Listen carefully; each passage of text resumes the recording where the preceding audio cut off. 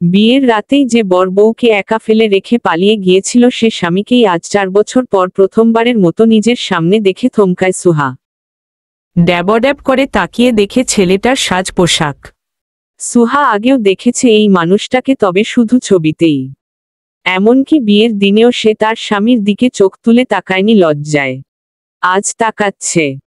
পরনে ব্লেজার, তাও ব্লেজারের ভেতরে শার্টের খোলা অংশটুকুতে উকি দিচ্ছে ফর্সা লোমবিহীন বুক। চেহারার দিকে তাকিয়েই বুঝতে পারল এই ছেলের জন্য এত মেয়ে পাগল হওয়ার কারণ। শুধু চেহারাই কি পাগল হওয়ার কারণ? এই ছেলের গলা আর কথাগুলো তো দারুণ ছিল।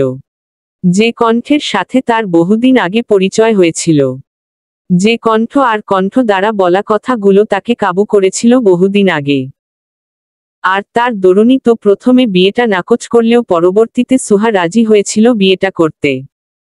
কিন্তু কে জানতো তাকে দুর্বল করাটাও যে এই ছেলের একটা টোপ ছিল কেবল। সুহা ছোট্ট শ্বাস ফেলে স্বচ্ছর চোখজোড়ায় তাকিয়ে বোধ হয় সুহাও এই মুহূর্তে পাগল পাগল অনুভূতিটা টের পাচ্ছে। কেন পাচ্ছে?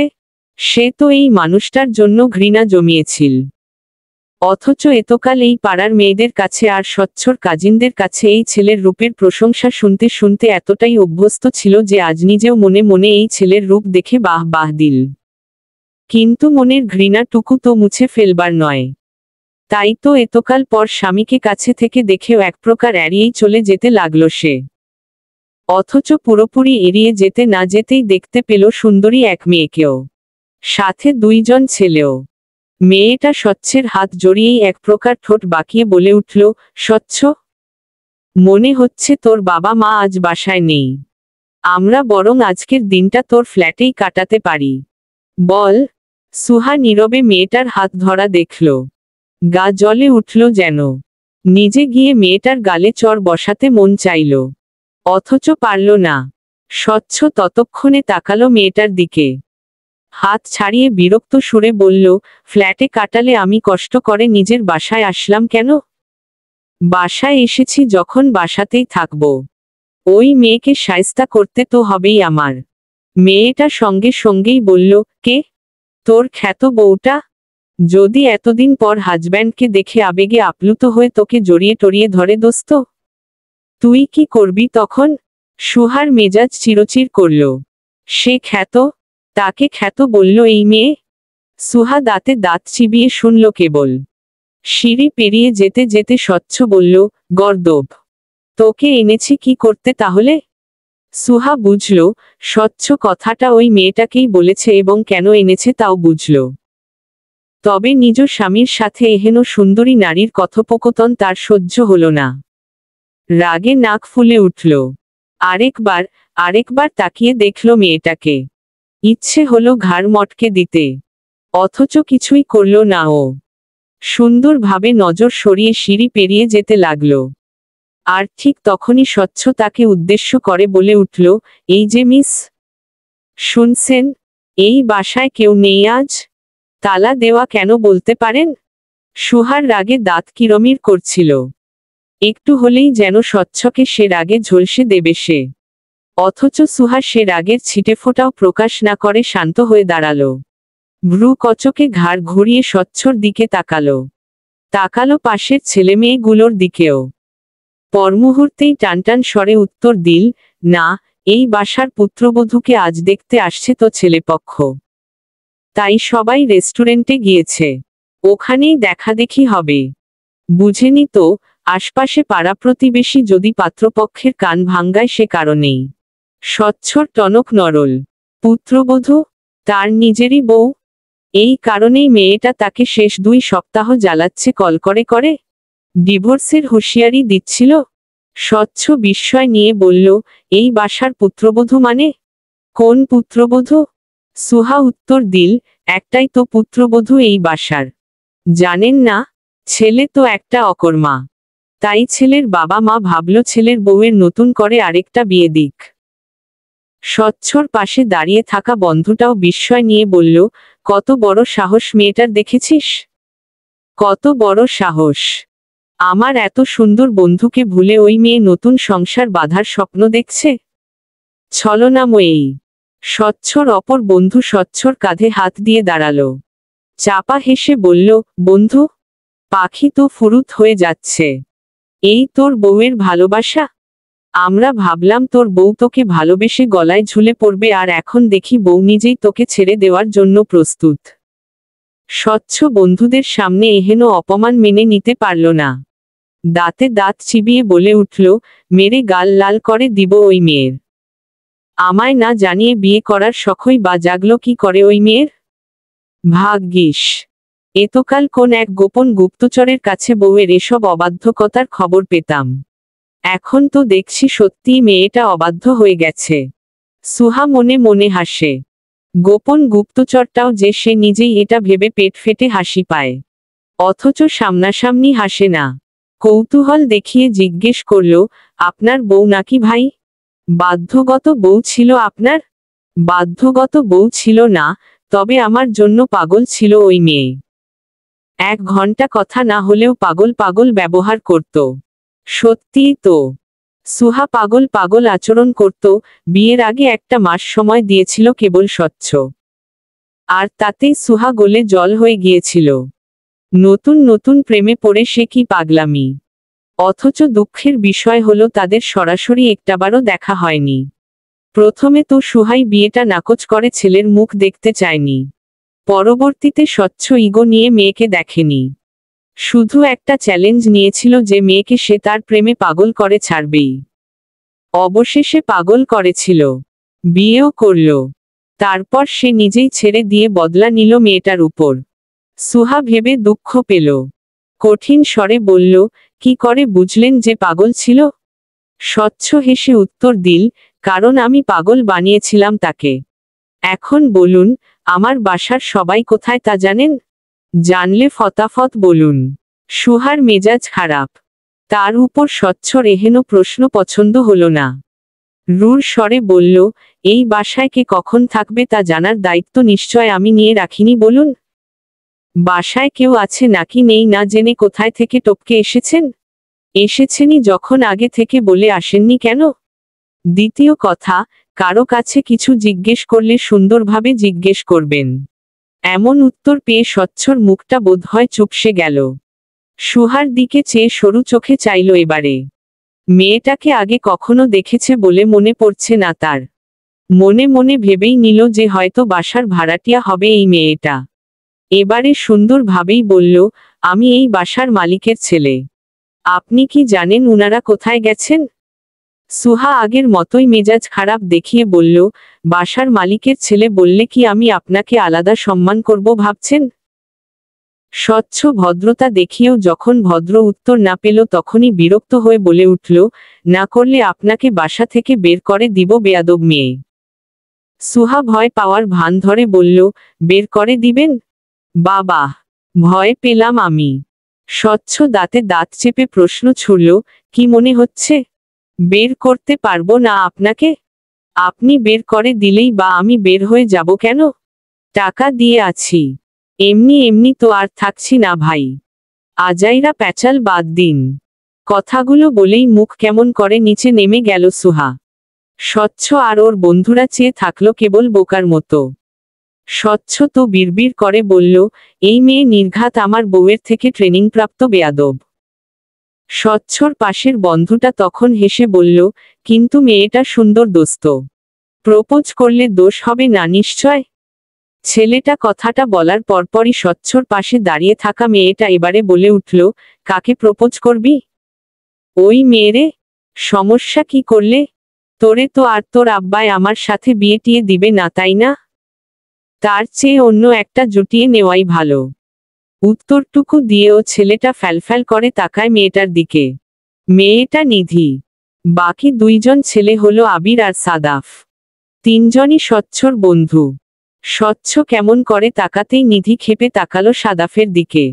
বলল, আবার বল। সাদাফ এই পর্যায়ে বিড়বিড় করেই বলল, কিছু না, চল স্বচ্ছর বউকেই খুঁজি আপাতত। স্বচ্ছ হতাশ। সে এসেছিল মেয়েটাকে শায়েস্তা করতে। আবার ও নিজের প্রেমে হাবুডাবু খাইয়ে মেয়েটাকে গোল দিতে। অথচ এখানে এসেই শুনছে মেয়ে ফুরুত হয়ে যাচ্ছে তার খাঁচা থেকে। স্বচ্ছ ঠোঁট ফুলিয়ে শ্বাস ফেলেই একটা নাম্বারে মেসেজ করল। পরপরই ওই নাম্বার থেকে কল এল।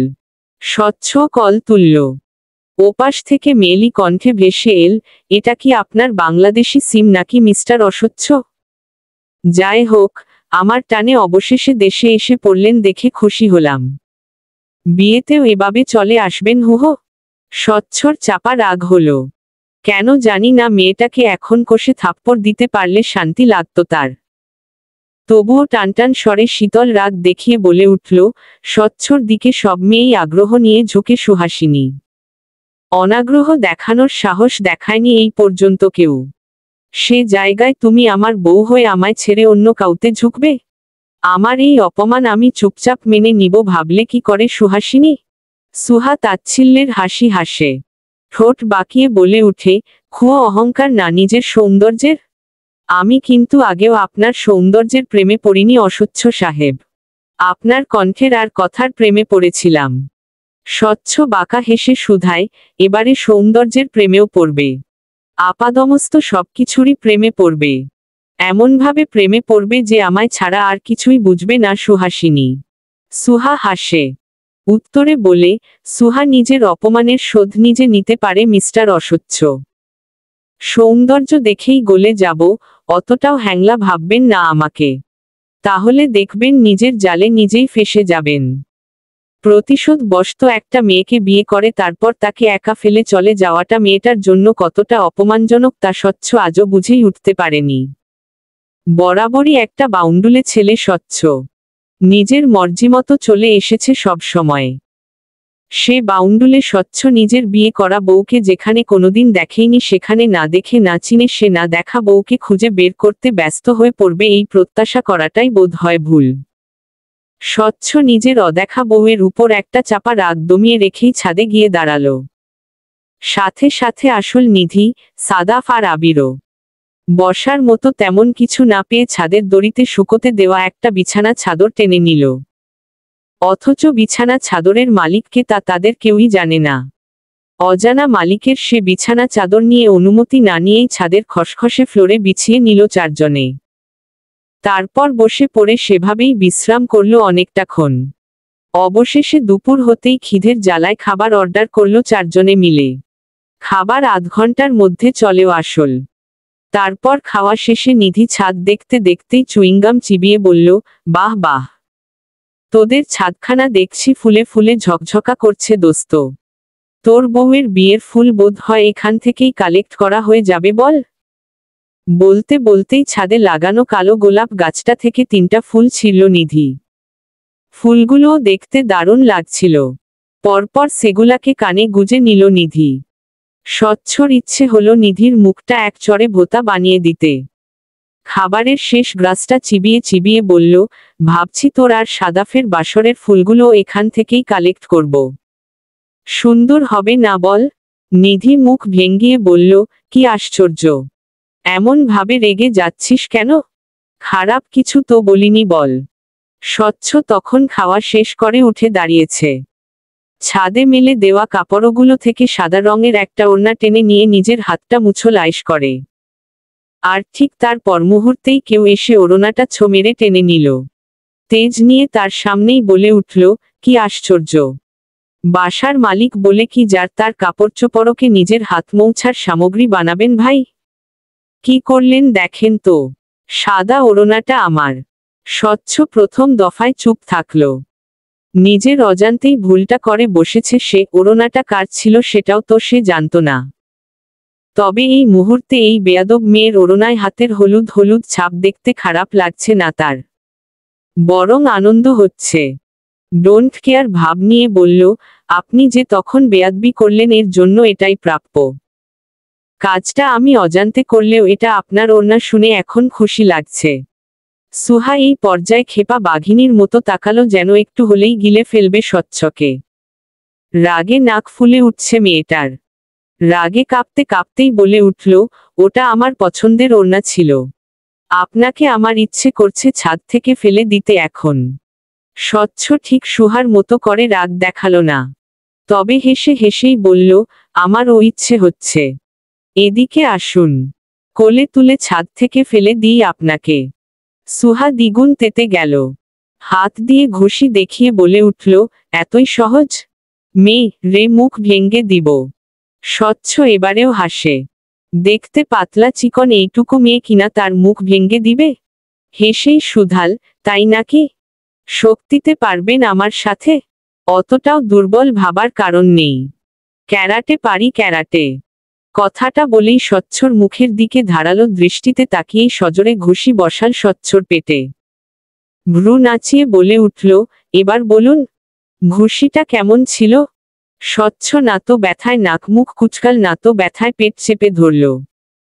উল্টো সুহার কথা শুনে পেট ফাটা হাসিতে ফেটে পড়ল। সুহা তাকিয়ে দেখে, একটা ছেলে এতটা সুন্দর হাসে কেন? নাকি তার কাছেই এতটা সুন্দর বোধ হচ্ছে? সুহার বুক চিনচিন করে।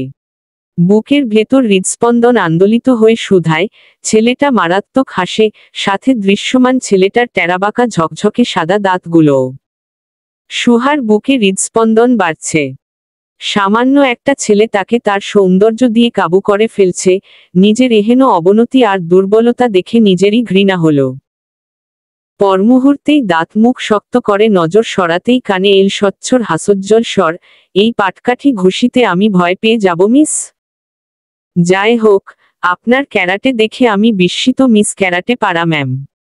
সুহা আবারও রাগী চাহনিতে চাইল।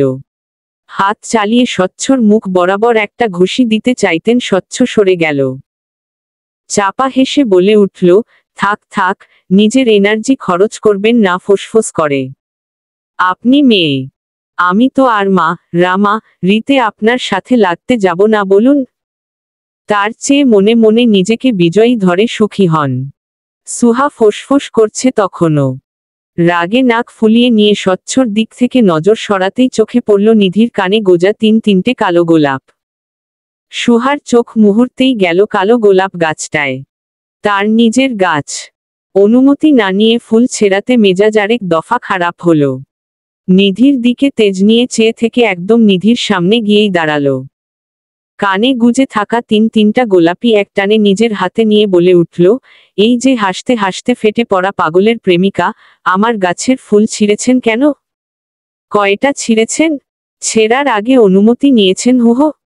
আচমকা নিধি এই মেয়ের কাণ্ড দেখে ভড়কে গেল। মনে মনে সুহাকে ভয়ও পেল সে। না জানি তাকেও স্বচ্ছর মতো করে ঘুষি বসিয়ে দেয় যদি।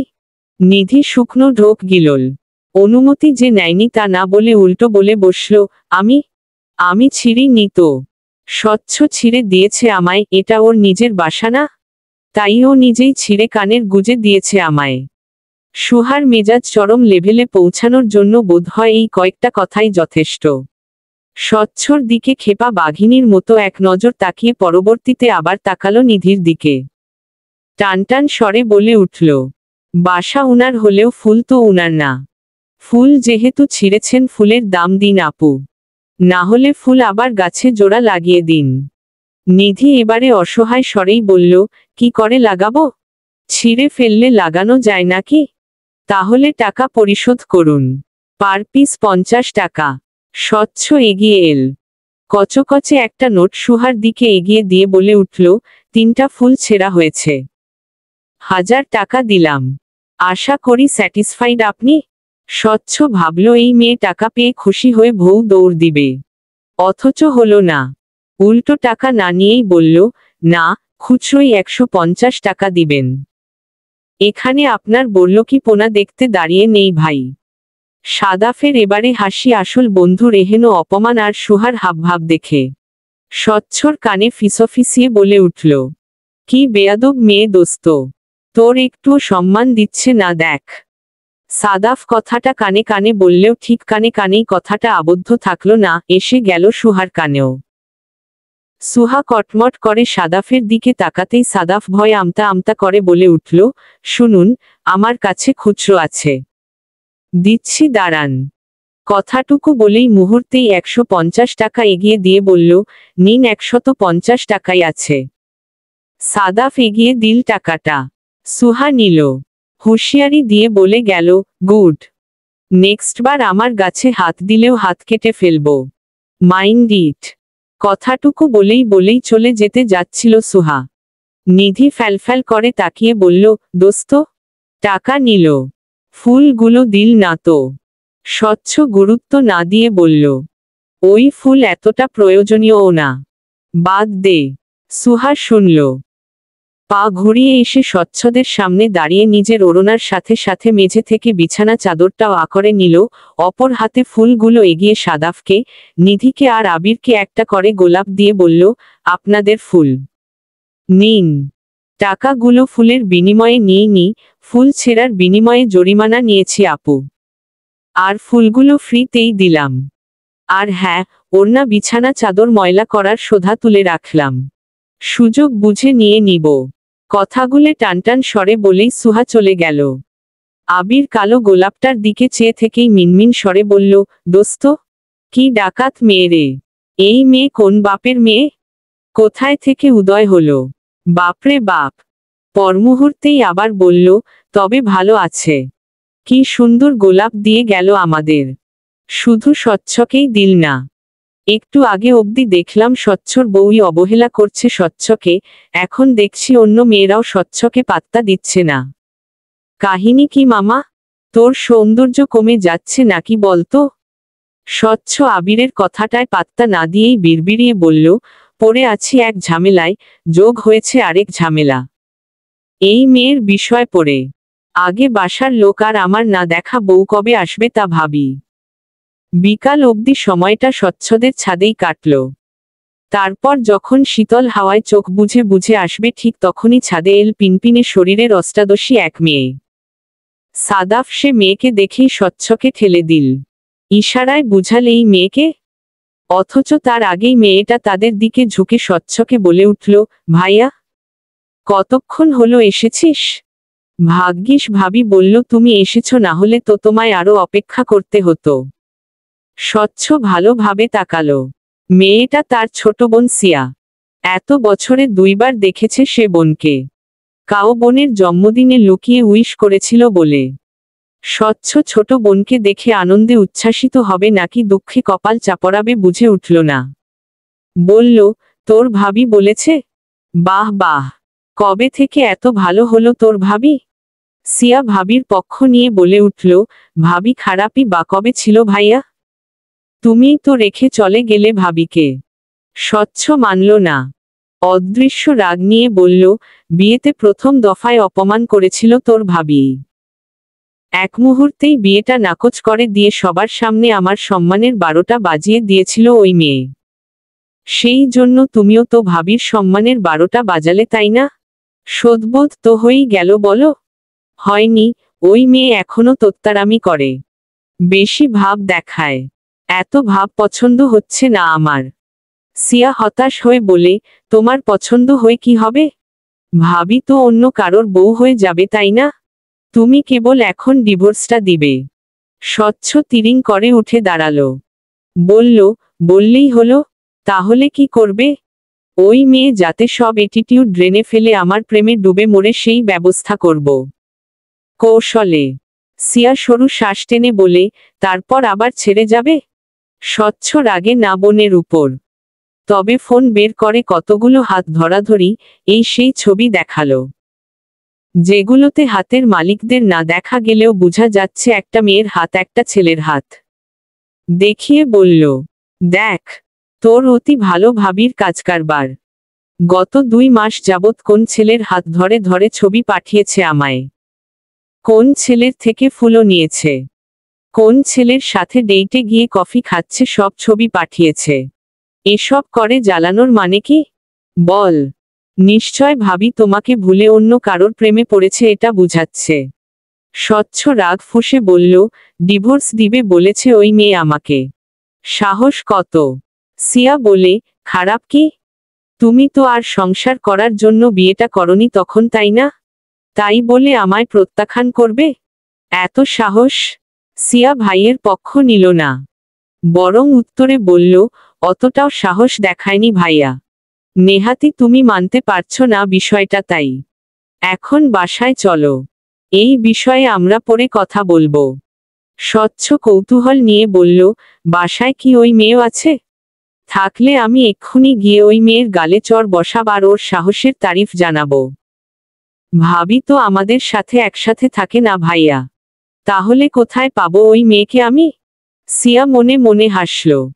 আজ তার ভাই ভাবির সম্পর্কটা অন্য রকম থাকলে সেই সবচাইতে বেশি খুশি হতো। বলল, ভাবির যখন ইচ্ছে হবে নিজেই তোমার সামনে আসবে ভাইয়া। এখন বাসায় চলো। কথাটুকু বলেই আবার স্বচ্ছর বন্ধুদের উদ্দেশ্যে শুধাল, আর এই যে ভাইয়ার অপদার্থ বন্ধুরা, আপনারাও চলুন। কথাটুকু বলেই সিয়া পা বাড়াল। পিছু বাকি চারজনও পা বাড়াল। আবির ফিসফিস করে বলল, তোর বোন আমাদের অপদার্থ বলল দোস্ত? এইটুকুন মেয়ে আমাদের অপদার্থ বলল? সিয়া শুনল কথাটা। পিছু ফিরে আবিরের দিকে চেয়ে বলল, আছেনি তো অপদার্থের মতো? কি বলবো আর বলুন? পদার্থ হলে তো বন্ধুকে এতদিনে একটু হলেও বুঝাতেন তাই না? বয়সে নিজেদের চাইতে এত ছোট মেয়ের থেকে এমন অপমানজনিত কথা শুনে মুখ চুপসে গেল আবিরের। স্বচ্ছকে বিড়বিড়িয়ে বলে, তোর জন্য আমাদেরও অপদার্থ বলল শালা। রাত প্রায় 2টো। স্বচ্ছ ঘুমোয়নি তখনও। নিজের বাকি দুইজন বন্ধুকে বেঘরে ঘুমোতে দেখে বেকনিতে গেল সে। একটা সিগারেটে আগুন ধরিয়ে ঠোঁটে গুজতে নিতেই কানে এল মেয়েলি মিহি স্বরে গান, সাথে গিটারের সুর। স্বচ্ছর কেন জানি না সিগারেটের নেশার থেকেও মেয়েলি কণ্ঠে সে গানটা শুনতাই ভাল লাগল। চোখ বুঝে শুনল, ফুল যে গাছে ধরে সেদিকে তাকিয়ে। বিশাল উচ্চতা ডিঙিয়ে লাফ দিয়ে বল ছিঁড়ে আনো না হলে যাব ছেড়ে। কোনো সাড়া ছাড়া দরজার হাতল চেপে চট করে মুছড়ে দিয়ে আমাকে দেখে বল যাবে নাকি নিয়ে যাব তাকে সাথে। খপ করে আমার ঘাড়টা ধরে নিজের কাছে টেনে নিতে কি বাধা হয়ে দাঁড়িয়েছে? না দেখে শুনে কিছু জানিয়ে নিজে আড়ালে লুকালে আমাকে তুমি ডুবালে। আমি কার পিছে? নিজের জন্য যাব খেটে? তোকে বলেছে যেতে কে? অন্যের জন্য মোমবাতি পানিতে না দিয়ে শুকাতে। নিজের চোখের সামনেই নিজের বউয়ের হাতে চকচকে সোনার আংটি পরাচ্ছে পাত্রপক্ষ। এহেন দৃশ্য দেখে স্বচ্ছর দাঁত কিরমির করল। কয়েক পা এগিয়েই লম্বা ঘোমটা টেনে বসে থাকা মেয়েটাকে টেনে দাঁড় করাল। হাত থেকে সোনার আংটিটা ছুঁড়ে ফেলতে নিয়েই বাবা মার উদ্দেশ্যে বলে উঠল, বউটা কার আব্বু? স্বচ্ছর বাবা ছেলের এমন রূপ আশা না করলেও মনে মনে এমন কিছু হবে ভাবছিল বোধ হয়। ছেলের এহেন কাণ্ড দেখে হাসিও এল তার। তবুও বলল, বউটা তোমারই এমন করে আমি বলতে পারছি না স্বচ্ছ। কারণ তুমি তো আর তাকে বউয়ের কোন মর্যাদা দাওনি তাই না? কেবল বিয়েটাই করেছিলে। স্বচ্ছ রেগে আছে। ফর্সা মুখটা লাল হয়ে গেছে। অতিরিক্ত রাগের দরুন ফর্সা খাড়া নাকটার অগ্রভাগও লাল ঠেকেছে। হিসহিস করতে করতে বলল, সে যাই হোক, বিয়েটা যেহেতু হয়েছে বউটাও নিশ্চয় আমারই। আর সে বউকেই আমাকে না জানিয়ে, না শুনিয়ে, অনুমতি না নিয়ে বিয়ে দিয়ে দেওয়ার সিদ্ধান্ত নিলে কোন সাহসে আব্বু? স্বচ্ছর বাবা এবারে গম্ভীর স্বরে উত্তর করল, এই ছাড়া কি সিদ্ধান্ত নেওয়া যেত? তুমি যে বাসায় ফিরে সংসার করবেই তার তো কোন নিশ্চয়তা ছিল না স্বচ্ছ। এমনকি আজ যে বাসায় ফিরলে কাল যে আবার হুট করে বাসা ছেড়ে চলে যাবে না এটারও নিশ্চয়তা নেই আমাদের কাছে। তুমি চিরকাল নিজের মন মতোই চলেছ। স্বচ্ছ সরু শ্বাস ফেলে এবারে যেখানে সেখানে সবাই হাতে ধরিয়ে তাকে নিজের দোষগুলো ধরিয়ে দিচ্ছে, বুঝিয়ে দিচ্ছে সে দোষী। অথচ তার বউ কিছু বলছে না। এতটা শান্ত তার বউ। স্বচ্ছ তাকালো লাল শাড়ি পরা মেয়েটার দিকে যাকে সিয়া একটু আগেই তার বউ বলে জানিয়ে এসেছে। স্বচ্ছ এক ধমকে বলল, এই মেয়ে? ধমকটা দিয়েই মেয়েটার ঘোমটা ফেলল। অথচ মেয়েটা ভয় পেয়ে আছে তার ধমক শুনে। মুখ চোখে তা স্পষ্ট। স্বচ্ছর কেন জানি বিশ্বাস হলো না এটাই তার বউ। 2 পা পিছিয়ে জিজ্ঞেস করল, কে আপনি? বিনিময়ে সে কোনোভাবে উত্তর করল, সুহা, মানে সুহাইবা। স্বচ্ছ বিশ্বাস করল না। শক্ত স্বরে বলল, আমি সুহাসিনীর কথার ধরন চিনি। আপনি যেই হন, তবে সুহাসিনী যে নন তা বুঝা আমার জন্য খুব একটা কঠিন বিষয় নয়। কথাটুকু বলেই হনহন করে চলে গেল নিজের রুমে। নিজের অপদার্থ বন্ধুদের রুমে চিত হয়ে মোবাইলে ডুবে থাকতে দেখে দ্রুত পায়ে বেকনিতে গেল। সুহার নাম্বারটায় কল দিল তৎক্ষণাৎ। ওপাশ থেকে সুহাও কল তুলল। স্বচ্ছ সঙ্গে সঙ্গেই ডাকল, সুহাসিনী। সুহা চোখ বুঝে। এই ডাকটা তার অতি অপ্রিয় হয়েও ভীষণ রকমের প্রিয় রয়ে গেছে। প্রথম প্রথম সুহা নামটাকে টেনে সুহাসিনী ডাকত স্বচ্ছ। 4 বছর পেরিয়ে গেলেও স্বচ্ছর মুখে ডাকটা এখনো আছে। তবে আগের মতো আনন্দ হয় না সুহার। আগে যেমন ফোনের অপর প্রান্ত থেকে ডাকটা শুনলেই তার হৃদয় আন্দোলিত হতো, এখন তেমন হয় না। তবুও নরম গলায় বলল, একটা সময় সুহাসিনী নামটা আমি খুব আগ্রহ নিয়ে শোনার অপেক্ষায় থাকতাম অস্বচ্ছ সাহেব। অথচ আজকাল আর এই নাম শুনলে বিশেষ কোন অনুভূতি হয় না আমার। স্বচ্ছ নাক লাল করে তখন বলল, সে কারণে নাকে দড়ি দিয়ে ঘোরাতে চাইছো আমায়? সুহার হাসি এল। বলল, কি বুঝে এই কথা? তোমার বদলে অন্য মেয়ে বসিয়ে আমার সামনে এঙ্গেজমেন্ট করিয়ে কি বুঝাতে চাইলে? নিজে যখন আসবে না অন্যকে দিয়ে নাটক করাচ্ছ কেন? সুহা উত্তর দেয়, নাটকটা আমি অ্যারেঞ্জ করিনি, আপনার আব্বা আম্মা করেছে। আপনি বিষয়টায় ইন্টারেস্ট দেখাবেন কিনা তা দেখার জন্য। তুমিই আসতে তাহলে। মেয়ে রে মুখটা ভোতা করে দিতাম। সুহা তাচ্ছিল্য করে বলল, আমি আপনার জন্য অতটা মরিয়া নই যে ড্যাং ড্যাং করে আপনার সামনে হাজির হতাম মি অস্বচ্ছ। স্বচ্ছ এবারে চুপ থাকে। অনেকটা সময় পর শান্ত কণ্ঠে বলে, আমি তোমার গানের গলা চিনি সুহাসিনী। আগে প্রায়শই গান রেকর্ড করে পাঠাতে তুমি। সুহার এই মুহূর্তে টনক নরল। এত সব সতর্কতার মাঝেও একটা ভুল ইতোমধ্যে করে বসেছে বুঝতে পেরেই সন্দেহী স্বরে বলল, তো? স্বচ্ছ কপালে হাত দিয়ে স্লাইড করতে করতে বলল, রাতে গান গেয়েছিলে। নিচ থেকে আসছিল মেয়েলি গলাটা। আমি ভুল না হলে তুমি নিচের ফ্ল্যাটেই থাকো তাই না? সুহা এড়িয়ে গেল। বদলে বলল, হুট করে আমায় নিয়ে মস্তিষ্ককে এতটা চাপ দিচ্ছেন? কারণ কি? দেখা করতে চাইছি। আমি বাসায় ফিরেছি মূলত তোমাকে জব্দ করতে সুহাসিনী। তোমার অবাধ্যকতার শাস্তি দিতে। সুহার কণ্ঠ নরম হল। দীর্ঘশ্বাস টেনে বলে, একটা ভুল কয় বার করব স্বচ্ছ? একবার তো জব্দ হয়েছিলামই। বাধ্য হয়েছিলাম আপনার প্রেমে। এখন তো আমি আর সে বোকা মেয়েটি নেই। আপনি ভুলাতে চাইলেও এবারে ভুলব না আমি। স্বচ্ছ শক্ত স্বরে জানালো, আমার জেদ অনেক। আমি আমার সব জেদ পূরণ করেই ছাড়ি। সুহা কণ্ঠ দ্বিগুণ শক্ত করে বলল, সাথে খুব ইগো তাই না? এতটাই ইগো যে একটা মেয়েকে অপমানে জর্জরিত করেও আপনার শান্তি মিলছে না। স্বচ্ছ জিভ দিয়ে ঠোঁট ভেজায়। সত্যি সে ইগোর কারণেই সুহার পেছনে পড়েছে। এমনকি এখনো ইগোর কারণেই সুহার পেছনে পড়ে আছে, সুহাকে নিয়ে ভাবছে এতটা। ছোটশ্বাস ফেলে বলল, যে সুহাসিনী আমার প্রেমে মরিয়া ছিল সে সুহাসিনী এতটা অ্যাটিটিউড সহ্য হচ্ছে না আমার। আপনার সহ্য হওয়ার মতো চলতেও যে আমি বাধ্য নই। আপনি জানেন, আমি আপনাকে হৃদয়ের সবটুকু দিয়ে ঘৃণা করি অস্বচ্ছ সাহেব। স্বচ্ছ গাল ফুলিয়ে শ্বাস ফেলল। চিরচিরে রাগ জমল মস্তিষ্কে। তার মুখের উপর স্পষ্ট কথা বলাতে তার রাগ ক্রমশ বাড়ছেই মনে হল। কণ্ঠে শীতল রাগ মিশিয়ে বলল, ঘৃণা করো আর যাই করো, আমি বিনা অন্য কারোর সাথে মিশবে না। এটা আমাকে শান্তি দেয় না। সুহা কৌতূহল নিয়ে শুধাল, কেন?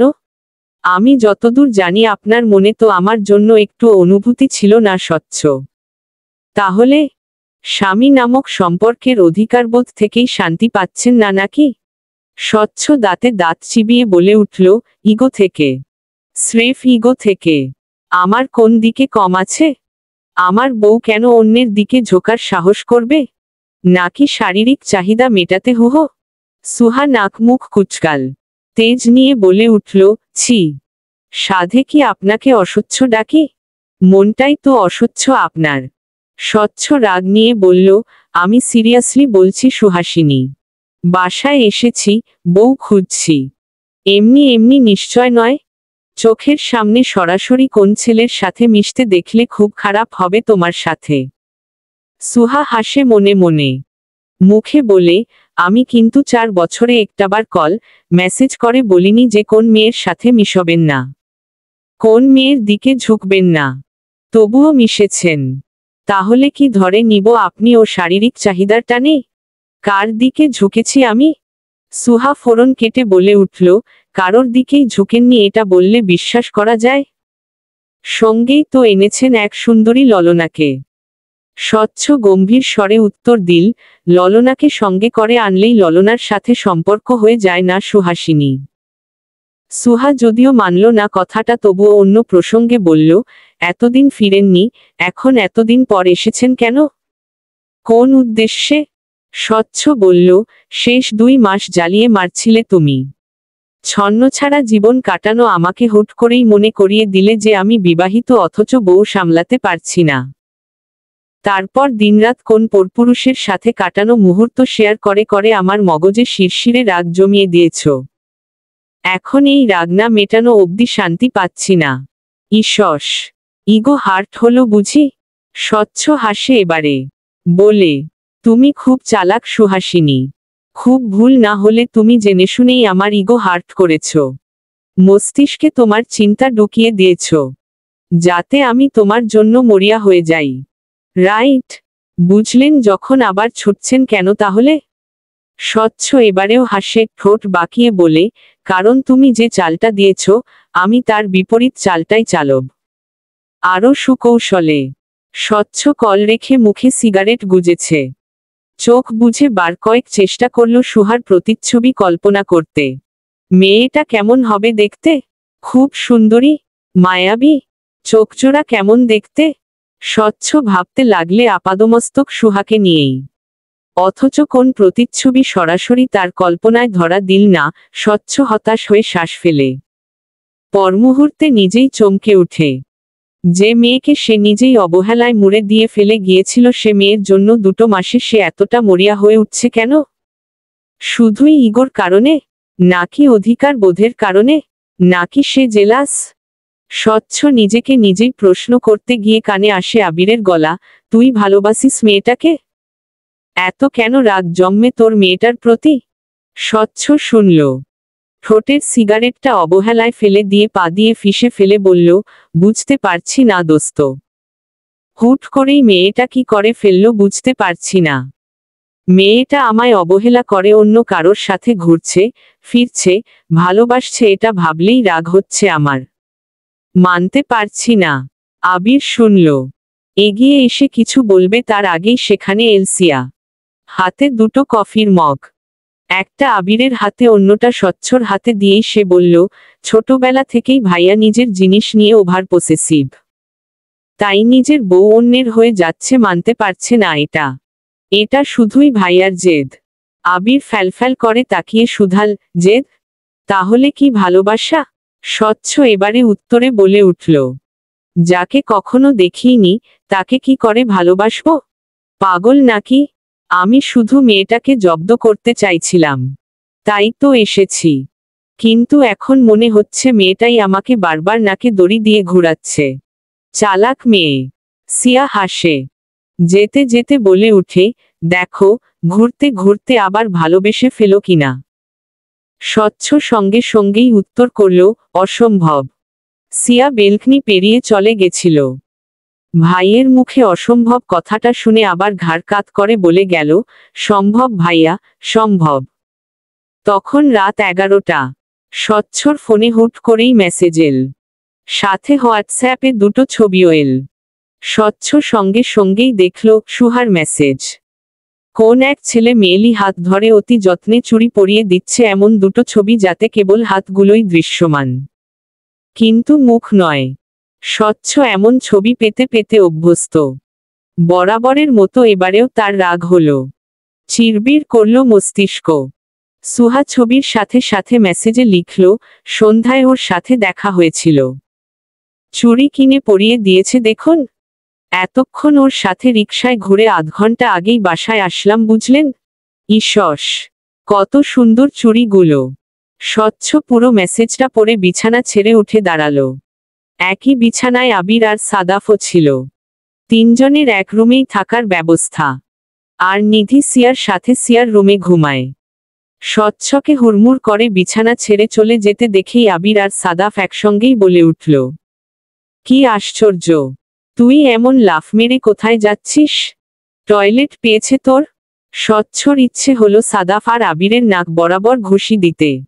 দাঁতে দাঁত চিবিয়ে বলে উঠল, নিচের ফ্ল্যাটে যাচ্ছি লা, যেখানে আমার না দেখা বউটা থাকে। চলবে? কেমন হয়েছে জানাবেন দয়া করে।